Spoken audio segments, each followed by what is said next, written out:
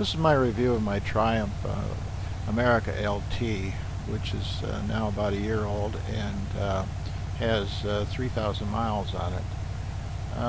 This review takes place on Iron Mountain Road in the Black Hills of South Dakota during the 2016 Sturgis Motorcycle Rally.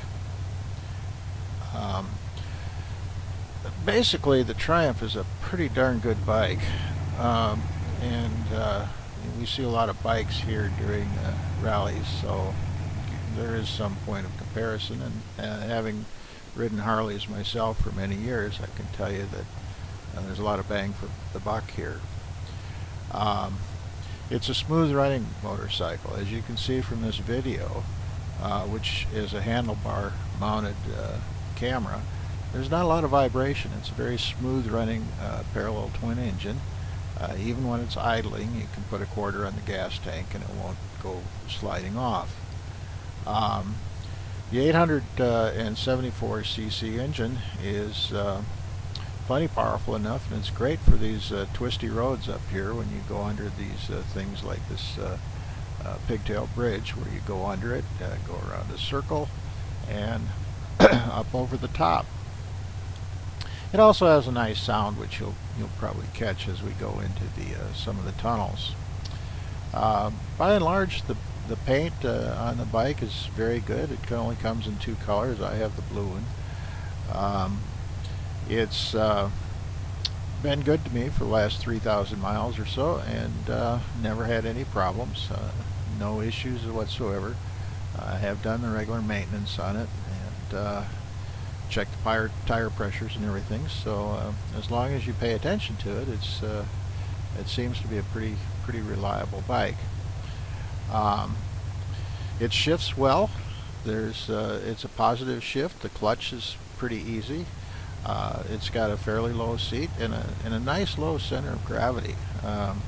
If you like the Harleys for their low center of gravity and low seats, the Triumph does a nice job on that regard. It's better than some of the other bikes I've ridden, particularly the BMWs, which tend to have a high center of gravity. But this bike is it's very docile, very nice to handle. I wouldn't call it great power, but it's certainly adequate. You do have to keep the RPMs up. It doesn't lug well. It's not a long stroke engine, so it seems to run best in about the 3,000 RPM range, which is hard to know because it doesn't have a tach, but if you got a good ear for it, you'll catch that. There is no gear indicator. You just have to play it again by ear. When the motorcycle sounds right, it probably is right. There's a couple shortcomings. Number one is the factory windshield, which comes on the LT version. It's a little high for my liking. I like to look over a windshield, not through it. So what I did is I replaced the factory windshield with the shorter summer version, which allows you to view over the windscreen. Perhaps in colder weather, the bigger windscreen would be better. As far as electronics, it's pretty skimpy. It does not come with a port for a GPS or a phone or anything like that. You're pretty much on your own in that regard. I did get a aftermarket kit to put in, which has a 5-volt outlet and a GPS or a USB outlet, to which I plug in a GPS, and that seems to be a nice option. It's fairly easy to install. You just take off the seat, find the plug, and plug it in, basically. The other thing that I found somewhat annoying, having ridden bigger and somewhat more expensive bikes, is that there's no automatic turn signal shut off, and all the signals are in the gas tank, so you don't really notice it, and you can go down the road for a while before you realize you haven't turned off your blinker.